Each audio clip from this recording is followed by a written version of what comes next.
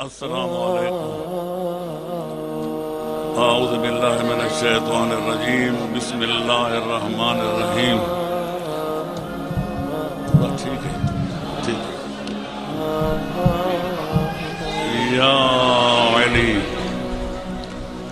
الحمد لأہلہ والصلاة علی اہلہا، اما بعد فقد قال اللہ تبارک و تعالی فی کتابہ المبین، بسم اللہ الرحمن الرحیم۔ ان اللہ لا یغیر ما بقوم حتی یغیروا ما بانفسہم، صدق اللہ العلی العظیم۔ میرے دوستو، بزرگوں، ماشاءاللہ نظر بد سے خدا بچائے، ایسے اجتماعات زندگی میں بہت کم دیکھنے میں آتے ہیں۔ علماء کرام کہ وجود مسعود کا سمندر ٹاٹے مار رہا ہے۔ دل تو چاہتا تھا کہ کوئی باتیں دل کھول کر آپ بس کی جائیں، لیکن کیا کیے جائے، وقت کے دامن میں کچھ کہنے کی گنجائش نہیں۔ آپ تو پھر وہی بات ہے جو کچھی کسی ذاکر نے کہی تھی کہ بس مولا کے مداح خانوں میں داخل مجھے کر دے۔ کسی موضوع پر کھل کر بات کرنے کا وقت نہیں۔ تقریباً 4:30 بج رہے ہیں۔ قائد محترم نے بھی خطاب کرنا ہے، پھر ریلی بھی نکالنی ہے۔ ان حالات میں آدمی کیا بیان کرے تو کیا نہ کرے۔ بس اتنا عرض کروں گا، جو آیت میں نے آپ کے سامنے پڑھی ہے اس کا ترجمہ مولانا ظفر علی خان نے نظم کی شکل میں یوں کیا تھا: خدا نے آج تک اس قوم کی حالت نہیں بدلی، نہ ہو جس کو خیال آپ اپنی حالت کے بدلنے کا۔ میرے دوستو، عزیزو اور محترم حضرات، علماء کرام، میں بڑا خلاصہ عرض کرنے کی چند منٹ میں کوشش کروں گا۔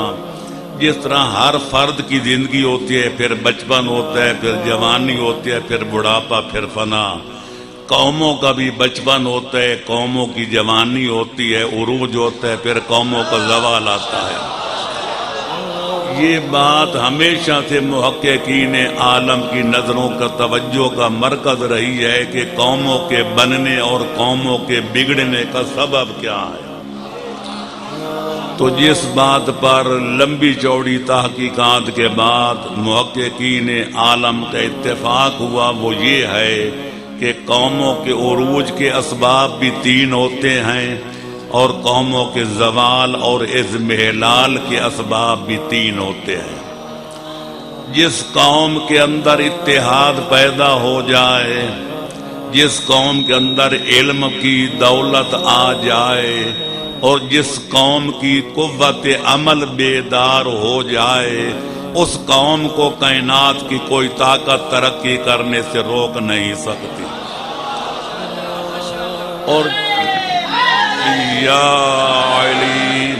اور جس قوم میں اتحاد کی جگہ انتشار آ جائے، علم کی جگہ جہالت آ جائے، اور عمل کی جگہ بدعملی آ جائے، 1000 آدمی کوشش کرو، کائنات کی کوئی طاقت اس کو تباہی و بربادی سے بچا نہیں سکتی۔ مفکر پاکستان علامہ اقبال نے بالکل بجا کہا تھا: آ تجھ کو بتاؤں میں تقدیر امم کیا ہے، آ تجھ کو بتاؤں میں تقدیر امم کیا ہے، شمشیر و سنا اول اور چنگ و رباب آخر۔ تو بہرحال آج عالم اسلام کی پسپائی، ذلت اور نکبت اور رسوائی کا سبب یہی ہے کہ آج اتحاد کی جگہ انتشار نے لے لی ہے، علم کی جگہ بدعملی نے لے لی ہے، اور عمل کی جگہ بدعملی نے لے لی ہے۔ خدا نے آج تک اس قوم کی حالت نہیں بدلی، نہ ہو جس کو خیال آپ اپنی حالت کے بدلنے کا۔ اللہ کا وعدہ تھا کہ انتم الاعلون ان کنتم مومنین، میں اللہ ہو کر تم سے وعدہ کرتا ہوں، اگر تم نے ایمان سے منہ نہ موڑا، اگر قرآن سے رشتہ نہ توڑا، تو پھر قیامت تک تم حاکم بن کے رہو گے، دنیا تمہاری محکوم رہے گی۔ تم یا علی دنیا کے تم آقا بن کے رہو گے، دنیا تمہاری لونڈی اور کنیز بن کے رہے گی۔ اللہ کا وعدہ یہ تھا، لیکن زمینی حالات کا نقشہ کچھ اور دکھاتا ہے۔ آج ذلت ہے تو مسلمانوں میں، رسوائی ہے تو مسلمانوں میں، حکومت اور آقائی ہے تو غیر مسلمانوں نے۔ تو کیا اللہ وعدہ کر کے مکر گیا؟ اگر کوئی یہ تصور بھی کرے تو اسلام کے دائرے سے خارج ہو جائے گا۔ تو پھر ماننا پڑتا ہے جن اہل ایمان سے خالق نے فتح و فیروزی اور آقائی کا وعدہ کیا تھا، آج مسلمان نظر نہیں آتے۔ ہماری حالت کیا ہے؟ بقول اقبال، وضع میں تم ہو نصارا تو تمدن میں ہنود، یہ مسلمان ہیں جنہیں دیکھ کے شرمائیں یہود۔ یوں تو مرزا بھی ہو، سید بھی ہو، افغان بھی ہو، تم سبھی کچھ ہو، بتاؤ کہ مسلمان بھی ہو۔ تو میرے دوستو، آج عالم اسلام ان تینوں مصیبتوں میں گرفتار ہے۔ کہیں ذاتیں ہیں اور کہیں قومیں ہیں۔ کیا زمانے میں پنپنے کی یہی باتیں ہیں؟ لہذا یہ فلاں مسلک سے تعلق رکھتا ہے، یہ فلاں فرقہ سے، شجر ہے فرقہ آرائی، تعصب ہے ثمر اس کا، یہ وہ پھل ہے جو جنت سے نکلواتا ہے آدم کو۔ اگر جنتوں میں تعصب پیدا ہو جائے تو ان کو جنت چھوڑنی پڑ جاتی ہے، اور ہم تعصب کر کے جنت میں جانا چاہتے ہیں۔ ہاں، اگر کوئی تعصب کا شکار ہو کر جنت میں جانا چاہتے، وہ جنت الحمقات ہو سکتی ہے، پاگل خانہ تو ہو سکتا ہے، پر جنت الفردوس نہیں ہو سکتی۔ تو بہرحال آج کل جو کچھ حالات آپ کے سامنے ہیں، صبح سے ماشاءاللہ تقریریں ہو رہی ہیں، علماء کرام زعماء ملت اپنے اپنے خیالات کا اور اپنے اپنی تجاویز کا اظہار کر رہے ہیں۔ میں ان کے بارے میں اتنا عرض کروں گا، آج جو کچھ پاکستان میں ہو رہا ہے، اور خاص طور پر شیعان حیدر قرار کے ساتھ جو سلوک روا رکھا جا رہا ہے، قوم کا ہر فرد منتپڑا مضطرب ہے، پریشان ہے۔ ان حالات میں علماء کی قیادت کیا سوچ رہی ہے؟ تو میں عرض کروں گا، یہ جذباتی مسئلہ نہیں کہ اگر کوئی ہمارا آدمی قتل کر دے تو ہم کسی کا آدمی قتل کر دیں۔ اسلام اس کی اجازت نہیں دیتا۔ لا تزر وازرۃ وزر اخری، کسی کا بوجھ کوئی دوسرا نہیں اٹھائے گا۔ اگر اس طرح دشمن تو یہی چاہتا ہے کہ اس قسم کی حرکات کر کے سنی شیعہ کا تنازع کھڑا کرے اور پھر قانون کو ہاتھ میں لے کر قتل عام شروع کر دیا جائے، قانون کو ہاتھ میں لے لیا جائے۔ اگر ایسا کیا گیا تو پھر ملک کی بھی خیر نہیں تھے، اسلام کی بھی سلامتی نہیں۔ لہذا ایسے حالات میں کیا کرنا چاہیے؟ ہمارے پیغمبر اکرم کا اسوہ حسنہ بھی سامنے ہے، آل محمد کا کردار بھی سامنے ہے، 1400 سال کے علماء اعلام کی روش و رفتار بھی سامنے ہے، اور خاص طور پر عراق کے مجتہدین اور ایران کے سربراہ کی سیرت بھی ہمارے سامنے ہے۔ تو میرے دوستو، ہم چاہتے ہیں یہ سنی شیعہ، پہلی تو بات یہ مسئلہ نہیں، جیسا کہ پہلے بعض مقررین نے کہا، یہ دشمنان پاکستان کی سازش ہے، اس کو کسی طرح سنی شیعہ کا مسئلہ بنایا جائے، لیکن آج تک ہماری مدبرانہ قیادت نے بھی اس کو سنی شیعہ کا مسئلہ نہیں بننے دیا، اور آئندہ بھی انشاءاللہ ہم اس کو سنی شیعہ کا مسئلہ نہیں بنائیں گے۔ میں عرض کروں گا، جو دوست و دشمن میں تمیز نہیں کر سکتا وہ عقل مند نہیں ہے، جو دشمن کے طریقے واردات کو نہ سمجھے وہ دانش مند نہیں ہے، جو دشمن کو بھی سمجھے اس کے طریقے واردات کو بھی سمجھے لیکن اس کا رد نہ پیش کر سکے، اس کا توڑ پیش نہ کر سکے، وہ بھی خرد مند نہیں ہے۔ لہذا میں دنیا پہ واضح کرنا چاہتا ہوں، شیعوں کا دشمن سنی نہیں، کہ سنیوں کا دشمن شیعہ نہیں۔ ہمارا دشمن وہ ہے جو ہمارے اسلام کا دشمن ہے، ہمارے پاکستان کا دشمن ہے، جو اسلام کا دشمن ہے، جو قرآن کا دشمن ہے، جو خالق رحمان کا دشمن ہے، جو مصطفیٰ کا پیغمبر آخر الزمان کا دشمن ہے۔ امریکہ امریکہ امریکہ امریکہ۔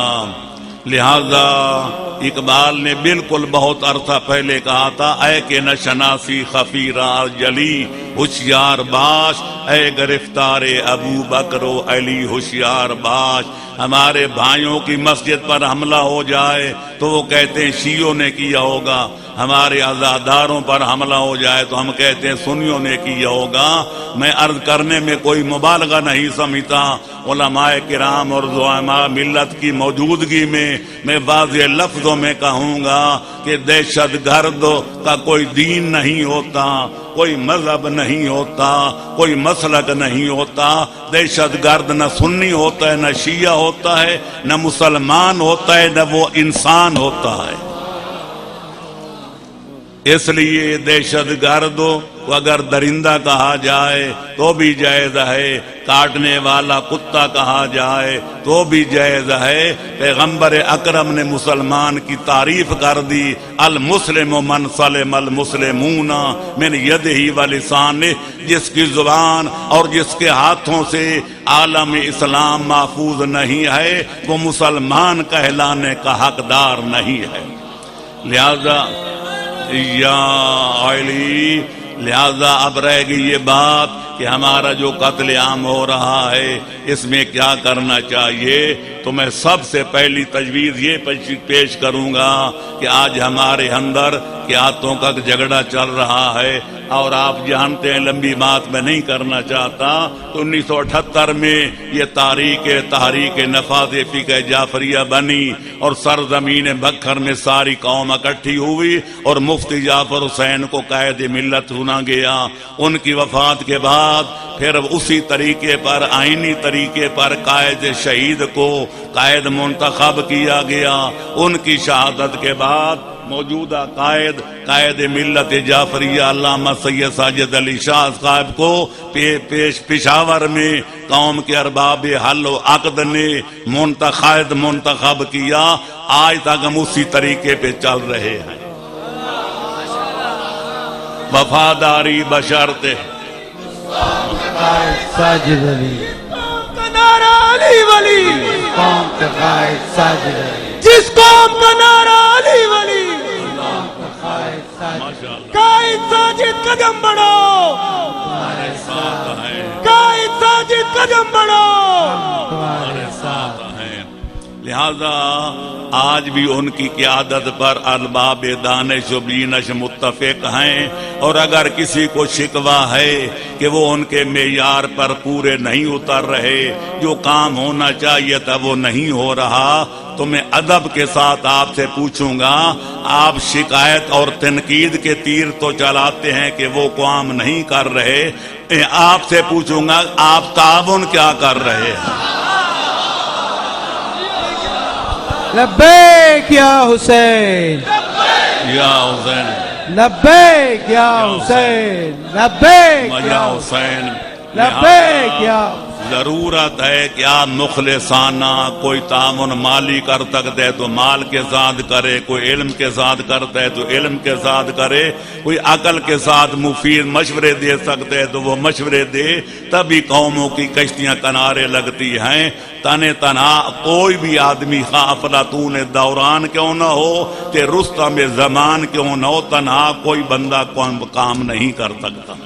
لہذا ان کے ہاتھ مضبوط کریں، اور اس سلسلے میں عرض کروں گا کہ ہمیں ایک جو ہماری باقی تنظیمیں چل رہی ہیں، اللہ کرے وہ تنظیمیں بھی ایک ہدف کے لیے، ایک مقصد کے لیے ساری اس میں ضم ہو جائیں، لیکن اگر اپنا وجود اور تشخص باقی بھی رکھنا چاہتی ہیں تو میں ان کی مخالفت نہیں کروں گا، میں مخلصانہ مشورہ دوں گا کہ جس طرح آج اس کے اجتماع نے ساری پارٹیوں نے عملی شرکت کی ہے، جب ہدف ایک ہے، جب مقصد ایک ہے، تو سب کو دے دین کی مسجد الگ بنانے کے لیے علیحدہ سوچنے کی بجائے سب کو متحد ہو کر مقصد کے حصول کے لیے جد و جہد کرنی چاہیے۔ اس سلسلہ میں میری دوسری تجویز ہے، میں مختصر بات ختم کر رہا ہوں کہ ایک نمائندہ وفد ہونا چاہیے جو حکومت کے ارباب اختیار سے مل کر اپنے مؤثر انداز میں مطالبات پیش کرے اور ان سے منوائے۔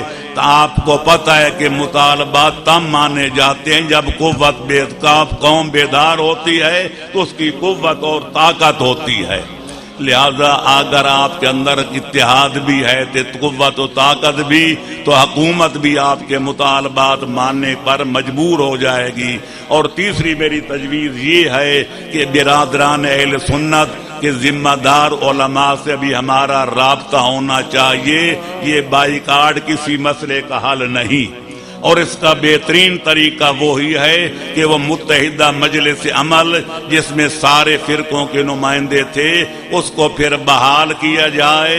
سنی، شیعہ، دیوبندی، بریلوی سب فرقوں کے علماء جب اکٹھے بیٹھیں گے، ابھی آپ سن رہے تھے ان سب نے مل کر ہمارے قائد کے پیچھے نماز پڑھی تھی تو سارے فتوے 50 سال کے گھرل مرر ہو گئے۔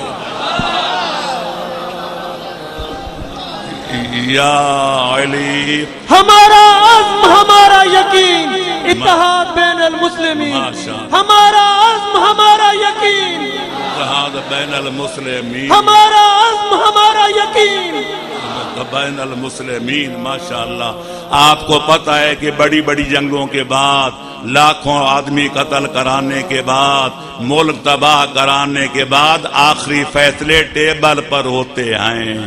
تو آج ہم کیوں نہ اپنے برادران اسلامی کے معتدل مزاج علماء سے رابطہ قائم کریں۔ ہمارا اکٹھا بیٹھنا ان لوگوں کے منہ پہ تماچا ہوگا جو صبح و شام فتوے کفر کے لگاتے ہیں کہ فلانا کافر تھے، فلانا کافر۔ عوام بھی سمجھیں گے ہمیں تو کہتے یہ کافر ہیں کہ آپ اکٹھا بیٹھ کے کھاتے بھی ہیں تے پیتے بھی ہیں، ایک دوسرے کے پیچھے نمازیں بھی پڑھتے ہیں، ان کے فتووں کا وزن کیا باقی رہ جائے گا؟ لہذا ضرورت ہے کہ اتحاد بین المسلمین کو فروغ دیا جائے۔ اور آخری بات، اور اسی پہ ختم کروں گا، ہمارے سنی بھائیوں کو بھی سمجھ لینا چاہیے اور شیعہ برادری کو بھی جذبات سے بلند ہو کر سوچنا چاہیے کہ پاکستان کے دشمن، اسلام کے دشمن ہر جگہ سنی شیعہ کا تنازع کھڑا کر کے اسلام بھی مٹانا چاہتے ہیں اور پاکستان کو بھی جڑوں کو کھوکھلا کرنا چاہتے ہیں۔ ہماری دانش مندی کا تقاضا یہ ہے کہ دشمن کی سازش کو سمجھیں اور اتحاد اسلامی کا پرچم بلند کر کے غیروں کے ارادوں کو خاک میں ملا دیں۔ میرے دوستو، اگر یہودی، نصرانی، ہندو، سکھ، کمیونسٹ جن کے عقائد میں بعد المشرقین موجود ہے، اگر اسلام کے خلاف اور اسلامی ممالک کو ہڑپ کرنے کے لیے سارے متحد ہو سکتے ہیں تو آج کے دور میں سنی شیعہ مسلمان جن کا خدا ایک، جن کا مصطفیٰ ایک، جن کا اسلام ایک، جن کا قرآن ایک، جن کا کعبہ ایک، جن کا جینا مرنا ایک، جن کا سود و زیاں ایک، اے کاش کے ہوتے مسلمان بھی ایک، یہ کیوں اکٹھے نہیں ہو سکتے؟ اور کیوں اسلام کے دشمنوں کے ارادوں کو خاک میں نہیں ملا سکتے؟ ان اللہ مع الصابرین، اور خالق اکبر کا وعدہ ہے لا تنازعوا فتفشلوا فتذهب ريحكم، آپس میں اختلاف نہ کرنا ورنہ کمزور پڑ جاؤ گے، اور جب کمزور پڑ جاؤ گے تمہاری ہوا اکھڑ جائے گی، عزت خاک میں مل جائے گی۔ البتہ میں دشمنان آل محمد کو بھی یہ بتانا چاہتا ہوں کہ تمہارے گھنامنے جرائم کی وجہ سے اگر تم سمجھتے ہو کہ ہماری قوم کو ختم کر سکو گے تو 1400 سال کی تاریخ تشیع گواہ ہے کہ بنی امیہ، بنی عباس، دشمنان آل محمد کی بڑی بڑی جابر حکومتیں جب ہمیں نہ مٹا سکیں تو تم کس بات کی مولی ہو؟